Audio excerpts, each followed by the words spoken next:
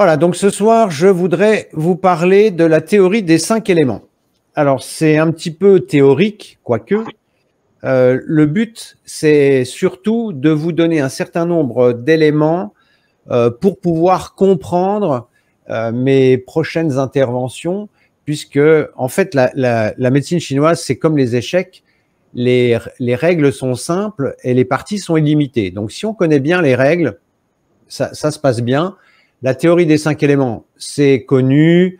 Vous avez sans doute vu ça dans tous les magazines féminins, mais ça peut être intéressant de le reprendre, de prendre 5 minutes pour expliquer un petit peu tout ça, et puis aller peut-être aussi un petit peu plus loin pour comprendre un certain nombre de phénomènes que vous pouvez constater chez votre chien ou même chez vous, puisque de toute façon, ces 5 éléments appartiennent aussi bien à l'homme qu'à l'animal. Je rappelle régulièrement que ce que je dis pour l'animal est vrai pour l'homme et ce que je dis pour l'homme est vrai pour l'animal. C'est la même chose. Ce sont les mêmes principes. Donc au niveau des 5 éléments, j'en ai déjà un petit peu parlé. Vous avez donc ici le bois, le feu, la terre, le métal et l'eau. Donc ça, ce sont ces 5 éléments. Eh bien, les Chinois montrent qu'on peut classer tous les éléments de l'univers dans une de ces 5 catégories. Et la première chose que l'on peut classer, ce sont les saisons. Donc la saison du bois, ça sera le printemps, le feu, l'été, la terre. Alors, on parle d'été indien ou de 5e saison, je vais m'expliquer. Au métal correspond l'automne et à l'eau correspond l'hiver. Qu'est-ce que ça veut dire, ça? Eh bien, si je prends on va prendre les organes. Voilà. Eh bien, ça veut dire qu'au printemps, l'énergie du foie va être particulièrement forte. Le bois va être en exubérance. Pourquoi? Parce que l'énergie du bois, c'est l'énergie qui fait monter, qui fait sortir le germe de la graine. Donc, il faut beaucoup d'énergie pour pas transpercer la graine. Et puis, ensuite, la plante va pousser. Et cette énergie-là, elle est en relation avec le foie. Je vous ai déjà expliqué que le foie faisait monter l'énergie. Eh bien, le foie fait partie de l'élément bois. C'est pour ça que parfois, quand je parle, je confonds. Pour moi, quand je parle du foie ou quand je parle du bois, c'est la même chose. Je parle toujours de l'élément. Donc, pareil, en été, les énergies feu vont être à leur apogée. Donc, l'organe associé, c'est le cœur. C'est pour ça que le maximum des problèmes cardiaques, des décès par faiblesse cardiaque a lieu plutôt en été et a fortiori à la chaleur. Donc, si vous êtes quelqu'un avec des problèmes cardiaques, eh bien, il faut faire particulièrement attention l'été et particulièrement attention aux pics de chaleur. Au niveau de la Terre, alors la Terre est en relation avec la rate, qui elle-même est en relation avec l'humidité. Ça, on en parlera après. Alors, l'été indien, on parle d'été indien ou de 5e saison. En fait, vous voyez bien que nous, on a 4 saisons dans notre calendrier et les Chinois ont 5 éléments. Et en fait, cette 5e saison, c'est une saison qui va venir en intermédiaire, c'est-à-dire que vous allez avoir 4 intersaisons qui vont venir s'intercaler entre le printemps et l'été, entre l'été et l'automne, entre l'automne et l'hiver, entre l'hiver et le printemps. Et en fait, c'est lors de cette intersaison qu'il est recommandé, par exemple, de voir son acupuncteur pour qu'il vous prépare à la saison qui arrive. Donc, la Terre est associée à l'intersaison, qu'on appelle aussi 5e saison, ou que certains appellent aussi été indien. Dans la littérature, vous pourrez trouver des terminologies un petit peu différentes. Au métal correspond l'automne, qui correspond aussi au poumon. Donc, là encore, le poumon va être à son maximum d'énergie euh, à l'automne, et l'hiver va être en relation avec l'eau, qui elle-même est en relation avec les reins. Donc quand je parle des reins, je vous rappelle que ce ne sont pas les rognons, enfin pas complètement. On parle des reins en médecine chinoise parce qu'il y a un rein yin et un rein yang, mais ce n'est pas parce qu'il y a deux rognons. Alors il faut savoir par rapport à ça que le foie, quand il va y avoir une interaction entre le vent et le foie. C'est-à-dire que le vent va venir stimuler le foie. La chaleur va venir stimuler le cœur. Hein. Quand il fait chaud, vous avez pu remarquer que votre cœur bat plus vite. L'humidité, un petit peu d'humidité, ça aide la rate, mais trop d'humidité, ça va venir encombrer la rate. Hein. C'est vrai pour tous les éléments. Un petit peu de l'élément vont venir tonifier l'organe, mais trop de cet élément vont venir le blesser. Vous avez des gens qui, lorsqu'ils ont un déséquilibre au niveau du foie, vont vous dire qu'ils ne supportent absolument pas le grand vent, hein, en particulier le Mistral. Quand ça souffle pendant des jours et des jours, vous avez des gens à un moment donné qui pètent les plombs. C'est exactement ça. Donc, un petit peu de l'élément va venir stimuler l'organe, mais trop de cet élément va venir le blesser. Alors évidemment, à chaque organe est couplé ce qu'on appelle une entraille. Alors on parle parfois d'organes pleins et d'organes creux. Bon. Alors au foie est couplé la vésicule biliaire, au cœur est couplé l'intestin grêle, à la rate l'estomac, poumon le gros intestin et au rein la vessie. Alors, je vous expliquerai après les liens et en quoi ça peut être remarquable pour expliquer un certain nombre de pathologies. Donc là encore, tous les éléments de chaque colonne sont interdépendants. La couleur, c'est pour ça que mes différents yin-yang sont de couleurs différentes, puisque au bois correspond le vert, au feu correspond le rouge, à la terre correspond le jaune, au métal correspond le blanc, et à l'eau, le noir. Donc ça, au niveau du corps, là encore, quand le corps prendra certaines couleurs, ça peut donner certaines indications. Par exemple, quelqu'un qui a un problème de foie aura plutôt un teint vert. Alors, c'est pas évident d'identifier un teint vert à part chez un martien, mais vous avez, par exemple, pour la terre, c'est plus évident. Vous avez sans doute croisé des gens qui ont un teint un peu jaune terreux. Ça se remarque assez facilement. C'est terne, c'est jaune. Eh bien, ça, c'est typique d'un problème de rate. En général, quand on est fatigué, on a tendance à avoir le teint qui devient un peu jaune terne.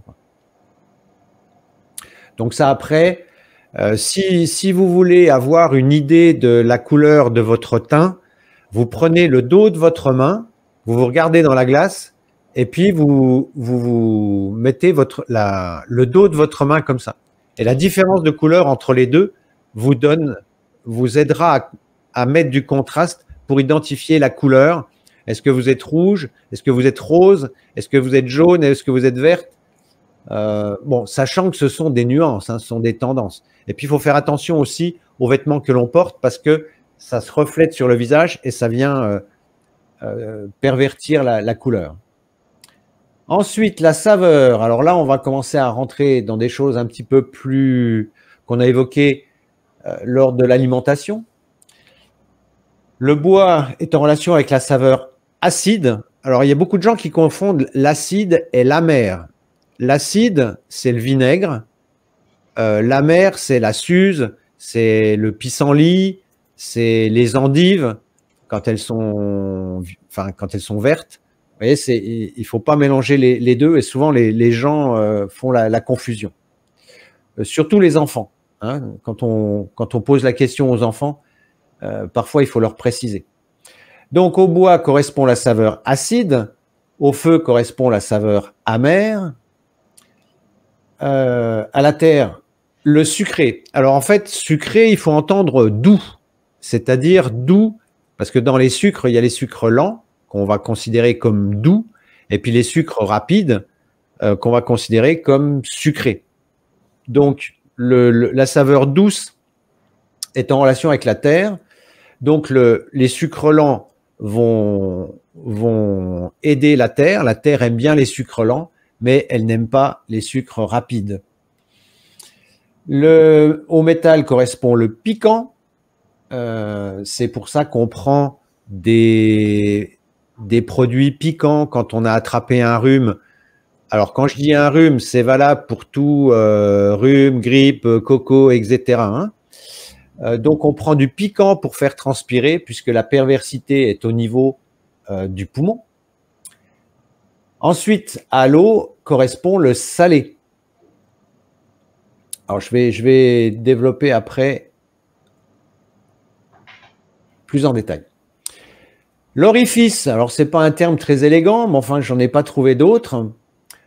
Au bois correspond les yeux. Donc, vous voyez que vous avez bois, foie, les yeux. Quand vous avez un problème aux yeux, eh bien, vous pouvez aller directement au foie. C'est systématique. Tout problème au niveau des yeux vous renvoie au foie. Au niveau du feu, donc ça nous renvoie au cœur et nous renvoie à la langue. Alors pourquoi la langue? Parce que le cœur, pour les Chinois, c'est le cœur steak, mais aussi c'est le cœur esprit. Et la langue, c'est ce qui permet l'élocution. Donc, c'est ce qui permet d'exprimer ce qu'on a sur le cœur, grosso modo, enfin, ce qu'on a envie de dire. C'est pour ça que la langue est en relation avec le cœur. Au niveau de la terre, donc, on a la rate et la bouche, puisque c'est étroitement lié à la digestion. Au métal, on a le poumon et donc le nez. Hein, ça, quand on s'enrhume et qu'on éternue, on le voit tout de suite. Et puis, à l'eau correspond les reins et donc les oreilles. Là, le lien, il n'est pas, il est pas intuitif. Je vous en parlerai un petit peu après. Alors, là, quelque chose qui nous renvoie à notre histoire de queue de tout à l'heure, c'est-à-dire qu'il y a un lien entre l'élément, l'organe et l'émotion. C'est-à-dire que le bois nous renvoie au foie, qui nous renvoie à la colère. Quelqu'un qui a un problème de foie va plus facilement se mettre en colère.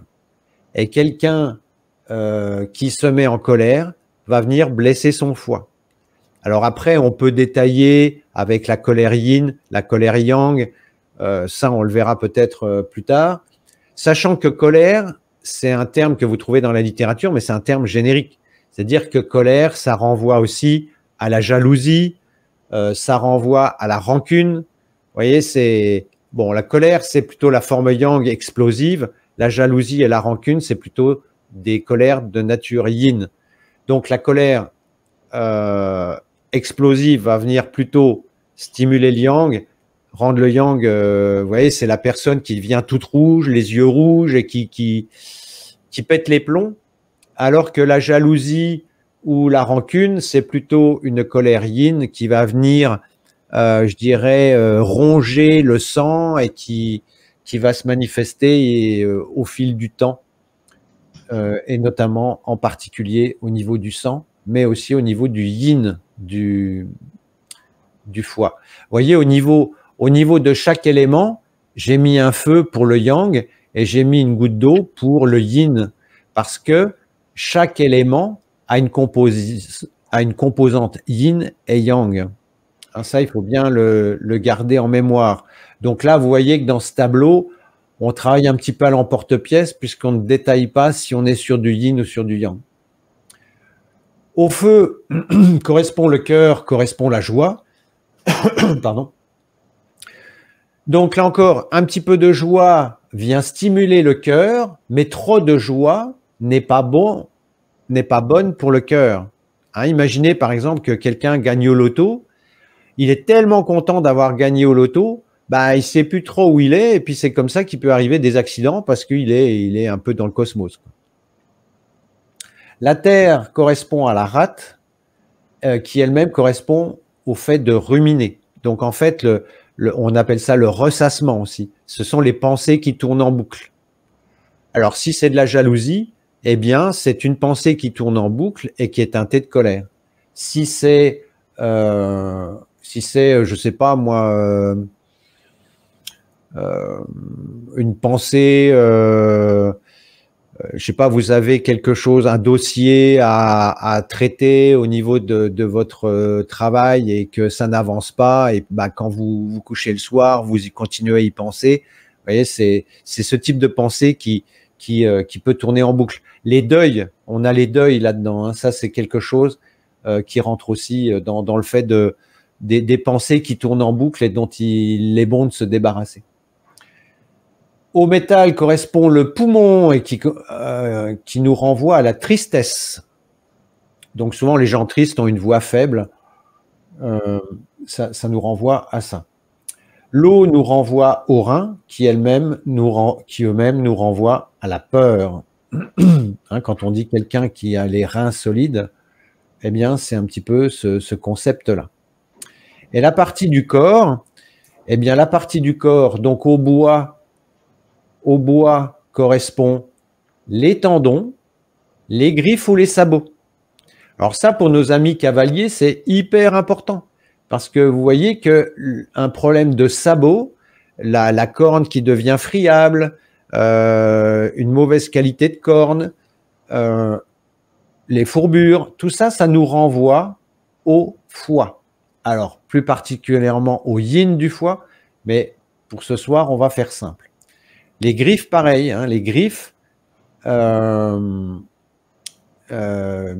pouvez mettre les ongles aussi, hein, pour les humains, ça nous renvoie au bois. Donc, suivant la qualité de vos ongles à vous, en tant qu'humain, ça vous donne une idée aussi de votre yin du foie, comme l'acuité visuelle va nous renvoyer à la qualité du yin du foie.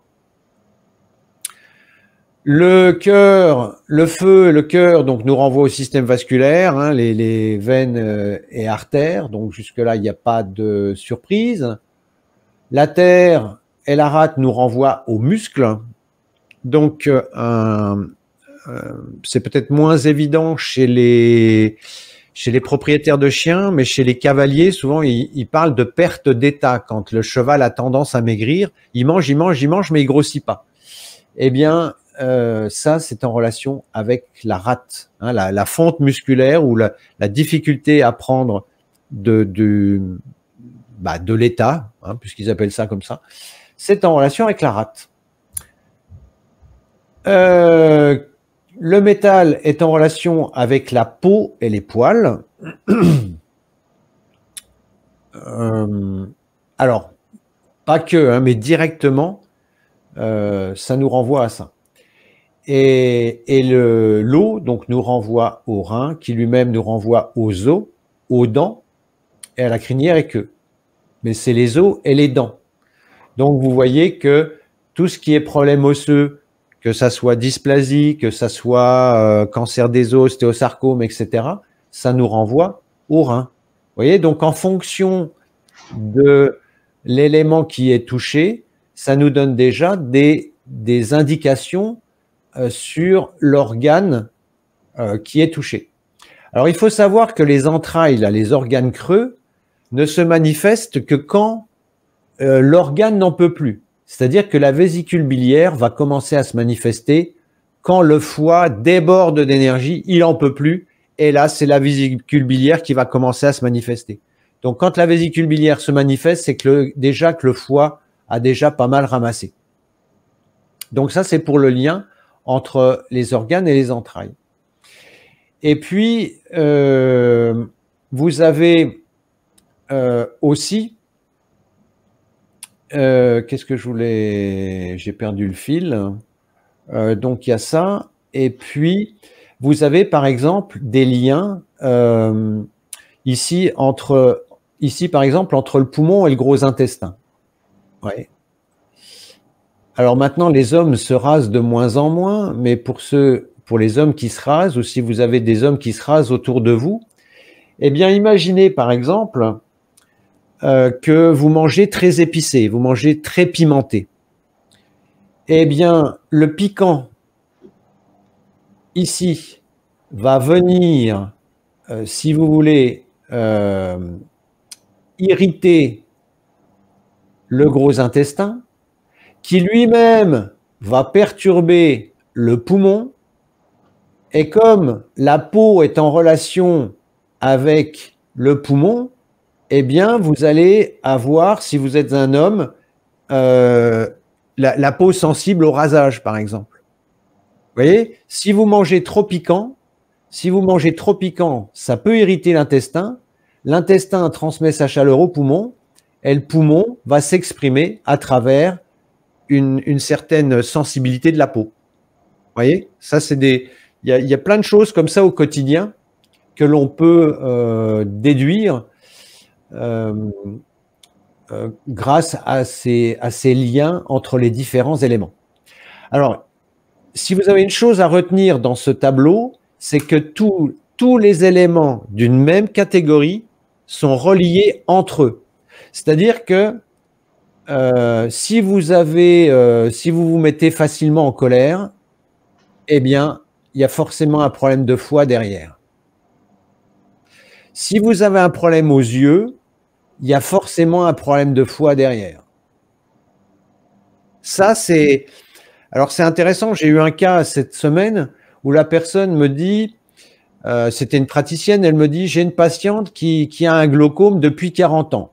Je dis, un glaucome, c'est de l'hypertension au niveau de l'œil. Donc, qui dit glaucome, dit problème de foie. Ah, mais elle me dit, oui, mais il n'y a aucun signe de foie. Bah oui, mais c'est pas parce que ça ne se manifeste pas que ça n'existe pas. Donc, ça veut dire que la personne somatise. On en revient à notre premier exemple avec la queue. Donc, ça veut dire que notre patiente, là, elle somatise, elle manifeste son problème au niveau des yeux. Hein, quand on dit avoir la colère qui sort par les yeux, ben c'est ça.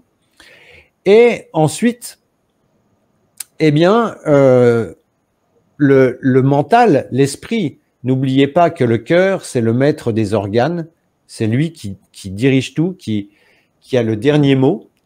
Eh bien, il peut y avoir un contrôle qui fait que on ne détecte pas la colère chez la personne, mais c'est justement parce qu'elle n'arrive pas à exprimer sa colère qu'elle est obligée de somatiser au niveau des yeux. Elle est obligée d'exprimer sa colère à travers quelque chose, elle passe par le corps. Donc, vous voyez que on peut pas tricher avec ce tableau-là. C'est-à-dire que si vous aimez le sucré, hein, la petite douceur à la fin du repas, ou le morceau de chocolat, ou si il y a des gens qui ont pas des boulimies de sucre, mais qui ne peuvent pas se passer de sucre, vous ne pouvez pas faire abstraction de la rate. Ça, c'est clair. Donc, chaque élément, si vous avez une chose à retenir, c'est que tous les éléments d'une colonne sont interdépendants et que un petit peu d'un élément va venir stimuler l'organe, mais que trop d'un élément va venir blesser l'organe. C'est-à-dire que, imaginez que vous ayez besoin, alors je raconte n'importe quoi parce que c'est un peu plus compliqué que ça, mais imaginez que vous ayez besoin, non, on va prendre la rate, ça sera plus simple. Moi, par exemple, ma cuisine est peinte en jaune. C'est pas du tout tendance, hein, mais pourquoi j'ai peint ma cuisine en jaune? Eh bien, parce que c'est la couleur de la rate. Donc, en fait, quand je mange dans ma cuisine ou quand je fais la cuisine, eh bien, je suis dans un univers jaune, donc qui vient stimuler la rate. Bon, après, voilà, c'est un petit côté feng shui aussi, c'est pour le fun. Mais ce que je veux vous dire, c'est qu'un petit peu de jaune, si vous avez envie de stimuler votre rate, eh bien, vous allez mettre des habits, un petit peu plus d'habits jaunes ou des bijoux jaunes ou je ne sais quoi. Après, si vous vous habillez comme un poussin ou comme, je sais pas, bon, faut pas abuser non plus. Mais un petit peu de jaune, ça peut venir stimuler la rate. D'ailleurs, il y a des gens qui utilisent, je sais plus comment ça s'appelle, ils utilisent des rayons lumineux. Et, comment tu dis? Luminothérapie. Ouais, c'est ça, ouais. Et donc, ils utilisent cette lumière pour venir stimuler. Alors, ils illuminent certaines régions. Enfin, bon, c'est une technique que je ne connais pas, donc j'en parle pas. Mais en tout cas, on peut utiliser aussi la lumière pour venir stimuler des organes. Mais attention, un petit peu, oui, mais trop, non. Je vais vous donner un exemple tout bête. L'eau. si on prend l'eau, eh bien, faites l'expérience, si vous ne l'avez jamais faite, vous prenez une plante. Et puis, il y en a une que vous n'arrosez pas. Vous prenez deux mêmes plantes. Il y en a une que vous n'arrosez pas, et puis l'autre que vous inondez. Eh bien, vous verrez qu'au bout d'un certain temps, les deux plantes auront le même aspect, c'est-à-dire qu'elles auront séché. Qu'est-ce que ça veut dire? Ça veut dire que l'excès provoque les mêmes effets que le manque. Donc, s'il y a quelque chose à retenir dans cette théorie des 5 éléments, c'est vraiment ça. L'excès provoque les mêmes effets que le manque. Et ça, c'est important par rapport à toutes les questions qu'on peut nous poser sur les supplémentations en vitamines, en trucs, en bidules. Enfin bon, il en existe tellement. Ben, idéalement, il y a même des gens qui préconisent des dosages très importants de vitamine C. Moi, personnellement, j'ai des gros doutes parce que, justement, l'excès provoque les mêmes effets que le manque. Donc, si vous apportez trop d'un élément, eh bien, le corps va se comporter comme s'il en manquait. Donc, la modération est de mise. Hein, c'est vraiment ce qu'il faut retenir.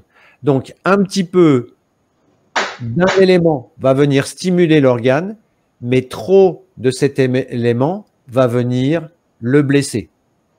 C'est vrai pour l'eau aussi. Hein. Quand on dit ici humidité, alors l'humidité, c'est vrai pour l'eau. Hein. La rate n'aime pas l'humidité froide.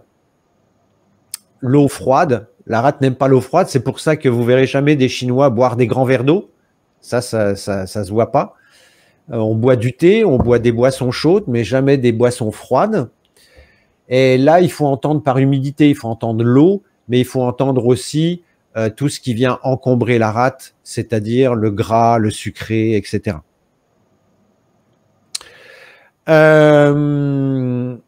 Donc, ça, c'était pour comment utiliser un petit peu ce tableau. Donc, ça vous donne déjà quelques pistes.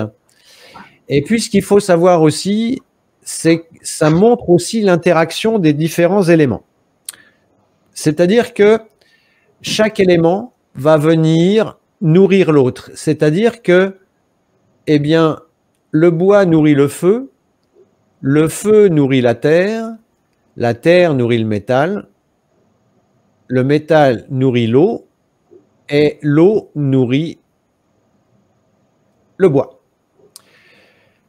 Et ça nous montre l'interaction des différents éléments, ce qui veut dire que si on touche à l'un, on va forcément avoir un impact sur les autres. Et mieux que ça, donc ça, c'est ce qu'on appelle le cycle Cheng, ce qu'on appelle le cycle d'engendrement, pardon. Et puis, vous avez un autre cycle qui est intéressant, c'est que l'eau vient venir contrôler le feu vient contrôler le métal vient contrôler le bois vient contrôler la rate, et la rate vient contrôler l'eau. Donc, ça vous amène une forme d'autorégulation. Alors, par exemple, le bois qui contrôle trop la rate, enfin le bois qui contrôle la rate, quand c'est en excès, par exemple, imaginez un stress ici. Un stress, le yang du foie va monter, le foie va chauffer, et puis ça va venir chauffer la terre. Dans la terre, vous avez aussi l'estomac, ne l'oublions pas.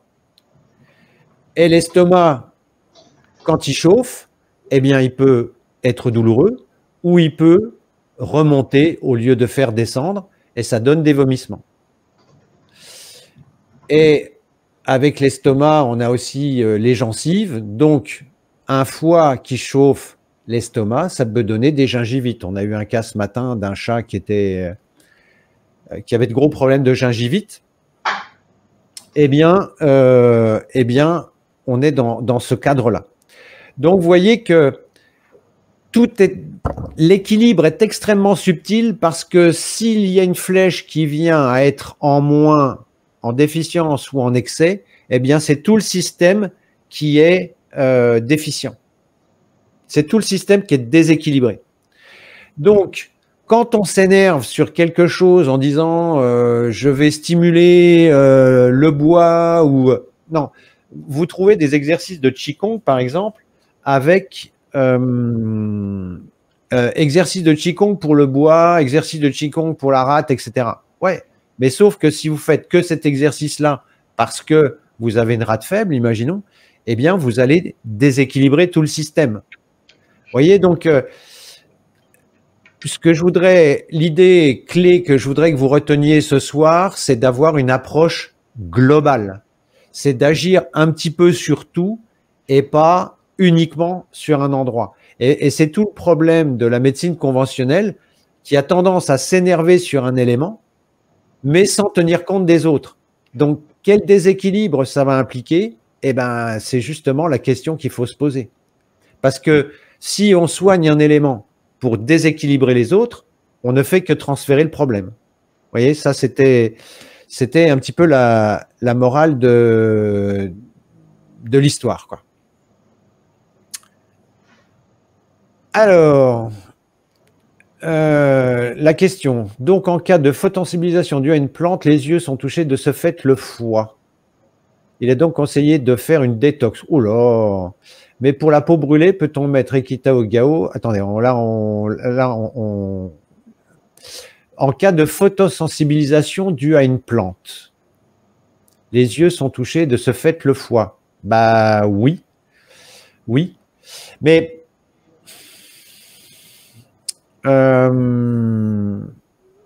il faudrait développer ce concept de photosensibilisation parce que c'est un truc propre à la médecine moderne et pour moi c'est pas bien clair. Donc il faudrait qu'on ait les idées plus claires. Par contre, si les yeux, une chose est sûre, c'est que si les yeux sont touchés, le foie est impliqué. Ça, c'est une règle imparable. Là-dessus, il y a aucun doute. Alors, on finit la question, mais pour la peau brûlée, peut-on mettre Ekitao Gao? Tout cela pour un cheval. Alors, pour la peau, quand on veut régénérer la peau, il faut mettre du Gao numéro 1. Ouais, voilà. Alors, j'en reviens à mes moutons. Il a mangé du millepertuis en montagne en grande quantité. Oui, mais pourquoi parler de photosensibilisation? Je ne comprends pas. Ça c'est un truc que je ne comprends pas. Il y a des concepts comme ça qui sont véhiculés en médecine moderne, qui reposent pour moi sur des postulats, mais qui ne sont pas toujours très clairs, quoi. Ça, on aura l'occasion d'en reparler dans d'autres domaines, mais donc, j'en reviens à mes moutons. Donc, tous les éléments d'une colonne sont interdépendants. Donc, si on touche à l'un, on touche à tous. Et chaque colonne est interdépendante, aussi bien par rapport au fait que chaque élément nourrit un autre et que chaque élément en contrôle un autre. Voilà. Ça, si vous retenez ça, alors le tableau, il est sur le site dans la rubrique la médecine chinoise en bref.